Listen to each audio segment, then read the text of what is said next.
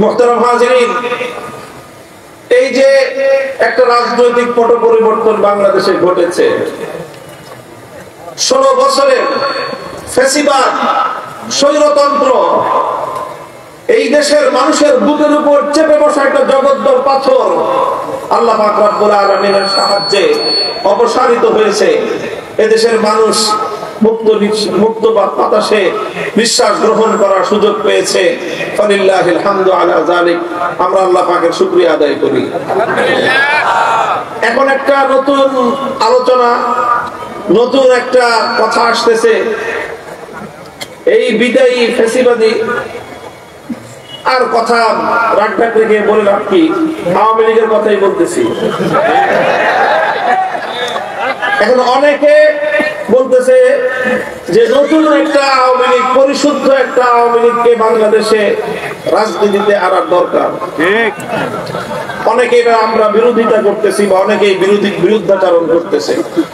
ইনসাফের কথা হলো যে অন্য সকলের যেরকম রাজনীতি করার অধিকার আছে, আওয়ামী লীগ যদি রাজনীতি করতে চায় তার আগে তাদেরকে বাংলাদেশের মানুষের রক্তের দাম চুকাইতে হবে।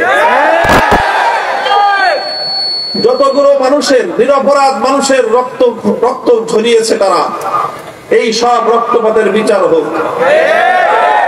যথাযথভাবে বিচার হওয়ার পর এরপরে যদি কিছু আওয়ামী লীগ অবশিষ্ট থাকে তারা রাজনীতি করুক, আমাদের কোনো আপত্তি নেই। তবে আমি যতটুকু দেখেছি 2009 সাল থেকে নিয়ে 2024 সাল পর্যন্ত, মধ্যখানে 2013 সালের শাপলা চত্বর, 2021 সালের ব্রাহ্মণবাড়িয়ার শহীদ শাহাদাতের ঘটনা, এই সকল শাহাদাত এবং এই হত্যাযজ্ঞের সঙ্গে জড়িত মানুষগুলোকে যদি যাচাই বাছাই করে বিচারের কাঠগড়ায় দাঁড় করানো হয়, বাংলাদেশের কোন একটা ইউনিয়ন ওয়ার্ড পর্যায়ে আওয়ামী লীগের কোন নেতা অবশিষ্ট থাকবে বলে আমার মনে হয়। 2013 সালে 5ই মে যখন শাপলা চত্বরে রাতের গভীরে নবীপ্রেমিক তাওহীদি জনতার বুকের উপর বুলেটের আঘাত দিয়ে বুলেটের বৃষ্টি বর্ষণ করা হয়, সেই ঘটনার প্রত্যক্ষদর্শী ছিলাম আমরা, তার প্রত্যক্ষ আক্রমণের শিকার ছিলাম আমরা। রাতের বেলায় হত্যাযজ্ঞ তো হয়েছেই, এরপরে সকালে যখন এরকম মানুষগুলো গুলিবিদ্ধ হয়ে, ক্ষতবিক্ষত হয়ে, রক্তাক্ত হয়ে, এই মানুষ হাজার হাজার লক্ষ মানুষের জনতা যখন এভাবে শাপলা চত্বর থেকে আমরা বিচ্ছিন্ন হয়ে গেলাম, যে যেদিকে পারলো জীবন নিয়ে পালিয়ে গেল। বহু মানুষ রাস্তায় রাস্তায় দেখেছি আহত অবস্থায়, কেউ কাউকে দুজন বাজা গলা করে নিয়ে যাচ্ছে, কাউকে ভর দিয়ে নিয়ে যাওয়া হচ্ছে। অসংখ্য অগণিত মানুষ এভাবে যে যেদিকে ফেলেছে চলেছে। রাজধানী ঢাকার এমন কোন হাসপাতাল অবশিষ্ট ছিল না যে হাসপাতালগুলোতে আহত মানুষগুলোকে আশ্রয় না নিয়েছে। প্রতিটি হাসপাতালে কিছুক্ষণের মধ্যেই দুর্বৃত্ত, সেই সময়কার ক্ষমতাসীন দলের দুর্বৃত্তরা প্রতিটি হাসপাতালে গিয়ে রেড দিয়েছে এবং কোথাও কোন হাসপাতালে শাপলা চত্বরে আহত সেই নবীপ্রেমিক জনতা চিকিৎসা গ্রহণ করবার সুযোগ পর্যন্ত পায় না। হাসপাতালগুলোতে গিয়ে সেই আহত অর্ধমৃত মানুষগুলোর উপর নতুন করে টর্চার চালানো হয়েছে। বাংলাদেশের কোথাও কোন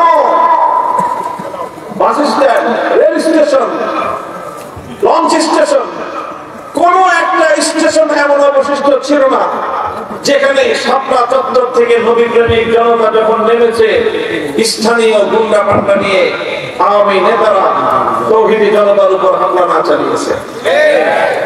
এরপরে 2024 জুলাই আগস্টে ওপেন সারা দুনিয়ার মানুষের কাছে অজস্র অগণিত প্রমাণ, শুধু বাংলাদেশের মিডিয়া নয়, সামাজিক যোগাযোগ মাধ্যম, আন্তর্জাতিক পর্যায় পর্যন্ত, জাতিসংঘ পর্যন্ত সকলের কাছে তার প্রত্যক্ষ দৃষ্টান্ত বিদ্যমান। অসংখ্য অগণিত বুলেটের আঘাত এবং প্রতিটি তৃণমূল পর্যায়ের ছাত্রলীগ, যুবলীগ, আওয়ামী লীগের নেতারা তারা ওপেন খোলা মাঠে বন্দুক নিয়ে, রিভলভার নিয়ে ছাত্র জনতার বিরুদ্ধে, তাওহীদি জনতার বিরুদ্ধে বুলেটের আঘাত ছুড়ে মেরেছে। এইভাবে যদি বিচার করা হয়, এই সকল ডকুমেন্টগুলোর উপর ভিত্তি করে যদি জুলাই হত্যাকাণ্ড, 2021-এর হত্যাকাণ্ড, 13 সালের হত্যাকাণ্ডের যদি বিচার করা হয়, তাহলে একজনে বলেছে 300 আসনে নির্বাচন করার প্রার্থী পাওয়া কঠিন হবে। এরপরে যদি পাওয়া যায় করুক নির্বাচন, যদি এই সব বিচার হওয়ার পরে যদি আওয়ামী লীগ রাজনীতি করতে চায় করুক। আমি দেখেন এই সমস্ত কথাগুলি বলা আমার উদ্দেশ্য নয়, পরের যে কথাটা এখন বলতেছি সেটা বলা হলো আমার উদ্দেশ্য। আওয়ামী লীগ যদি রাজনীতি করতে চায় করবে। তাহলে একটা কথা আমাদের পক্ষ থেকে, আলেম সমাজের পক্ষ থেকে আমি দ্ব্যর্থহীন ভাষায় তাদেরকে বহুবার বলেছি, আজও আপনাদের মাধ্যমে তাদের কর্ণকুহরে আওয়াজ পৌঁছে দিতে চাই। তোমাদেরকে একটা বিষয় সংশোধন করে আগামী বাংলাদেশের রাজনীতির মাঠে নামতে হবে। সেই বিষয়টা হলো যে আওয়ামী লীগের লোকজনের একটা স্বভাব, তারা মুসলমানরা নামাজ পড়ে, নামাজ নিয়ে আমাদের সঙ্গে তাদের খুব একটা বিতর্ক নাই, রোজা রাখে বিতর্ক নাই, ঈদের নামাজ নিয়ে বিতর্ক নাই, জানাজার নামাজ নিয়ে বিতর্ক নাই, অন্যান্য ধর্মীয় কর্মকাণ্ড নিয়ে বিতর্ক নাই। যখনই আমরা রাষ্ট্রে ইসলামী রাষ্ট্র প্রতিষ্ঠার দাবি করি, যখনই আমরা ইসলামী রাজনীতির কথা বলতে চাই, যখনই আমরা ইসলামী রাষ্ট্র প্রতিষ্ঠার কথা বলতে চাই, তখন তারা আমাদের কণ্ঠ চেপে ধরার চেষ্টা করে। ইসলামী রাজনীতিকে তারা বন্ধ করার, ইসলামী রাজনৈতিক যে কোনো তৎপরতায় তারা টুটি চেপে ধরবার চেষ্টা করে। এটা হলো আওয়ামী লীগের সবচেয়ে বড় বিরোধ ইসলামপন্থীদের সঙ্গে। তারা ইসলামের রাজনৈতিক উত্থানকে সহ্য করতে পারে না, ইসলামী রাষ্ট্র প্রতিষ্ঠার চেষ্টাকে তারা সহ্য করতে পারে না। বরং তারা সবচেয়ে জঘন্য যে কাজটা করে সেটা হলো ইসলামী রাজনীতি যারা করে, ইসলামী রাষ্ট্র প্রতিষ্ঠার রাজনীতি যারা করে, তাদের এই রাজনৈতিক তৎপরতাকে ধর্ম ব্যবসা বলে আখ্যায়িত করে। মুহতারাম হাজিরিন, মরহুম আল্লামা দেলাওয়ার হোসেন সাঈদী রাহমাতুল্লাহ আলাইহি একটা কথা বলতেন, আরে ধর্ম নিয়ে রাজনীতি তো তাদেরটা নয় যারা ধর্মকে প্রতিষ্ঠার জন্য রাজনীতি করে। আলহামদুলিল্লাহ, আমরা তো আল্লাহর জমিনে আমাদের ওপেন বক্তব্য, পরিষ্কার ঘোষণা, জীবনের লক্ষ্য আমাদের আল্লাহর জমিনে আল্লাহর দ্বীনকে জিন্দা করব, আল্লাহর জমিনে আল্লাহর দ্বীনকে বিজয়ী করব, আল্লাহর জমিনে কোরআনী শাসন কায়েম করব, আল্লাহর জমিনে খেলাফত কায়েম করব।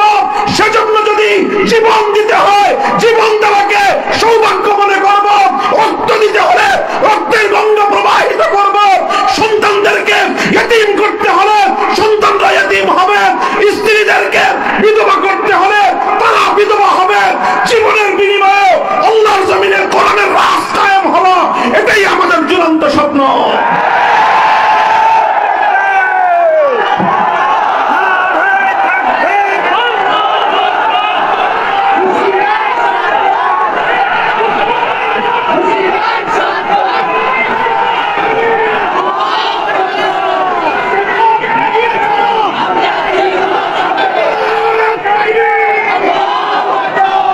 এটা তো আমাদের পরিষ্কার কথা। আমরা আমাদের সবকিছুর বিনিময় হলেও আল্লাহর জমিন আল্লাহর দ্বীনকে বিজয়ী করতে চাই, কোরআনের রাজ কায়েম করতে চাই, ইসলামী শাসন ব্যবস্থা প্রতিষ্ঠা করতে চাই, আল্লাহর এই জমিনকে আল্লাহর আইন দ্বারা আমরা শাসিত শাসন এবং পরিচালনা করতে চাই।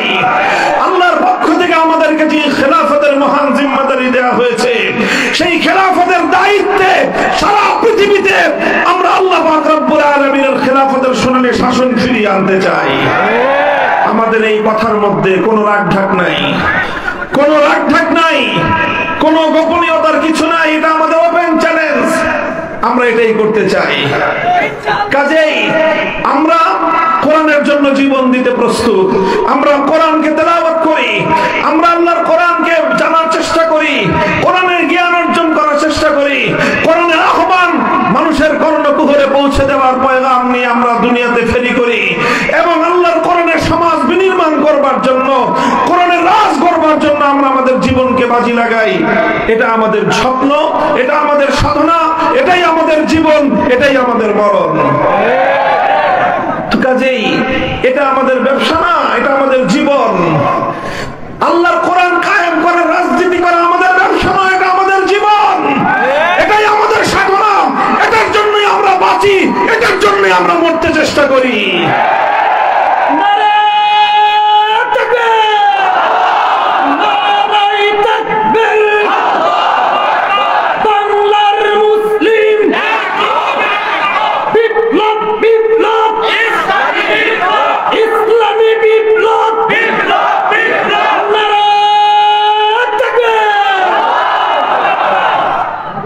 তবে ইসলাম নিয়ে ব্যবসা করে এক শ্রেণীর মানুষ আছে, ধর্ম নিয়ে ব্যবসা করে এক শ্রেণীর মানুষ আছে। এরা কারা? ধর্ম নিয়ে ব্যবসা করে তারা নির্বাচন আসলে যারা মাথায় পট্টি বাঁধে, নির্বাচন আসলে যারা হাতে তসবিহ দেয়, নির্বাচন আসলে যারা মাথায় টুপি পরে মসজিদের মধ্যে গিয়ে মুসল্লিদের সঙ্গে কোরআনের পক্ষে থাকবার জন্য প্রত্যয় ব্যক্ত করে, আবার নির্বাচনের মাধ্যমে মানুষের ভোটটাকে ধোঁকা দিয়ে আদায় করবার পর নির্বাচিত হয়ে যাওয়ার পর আল্লাহর কোরআনের বিরুদ্ধে যারা আইন তৈরি করে, ধর্ম নিয়ে ব্যবসা তারা করে যারা কোরআনের কথা বলে ক্ষমতায় আসবার পর আল্লাহর কোরআনকে উৎখাত করার জন্য তারা আইন তৈরি করে, রাজনীতি করে। আমরা ধর্ম নিয়ে ব্যবসা করি না, আমরা ধর্মের রাজনীতি করি। আমরা ইসলাম নিয়ে ব্যবসা করি না, আমরা ইসলামের রাজনীতি করি। এই কথাটা আমি অত্যন্ত আন্তরিকতার সাথে আওয়ামী লীগের অবশিষ্ট নেতা কর্মীদেরকে বলবো, আগামী দিনে যদি বাংলাদেশে রাজনীতি করতে হয় আপনাদের এই মনোভাব এবং এই দৃষ্টিভঙ্গি পরিবর্তন করবেন।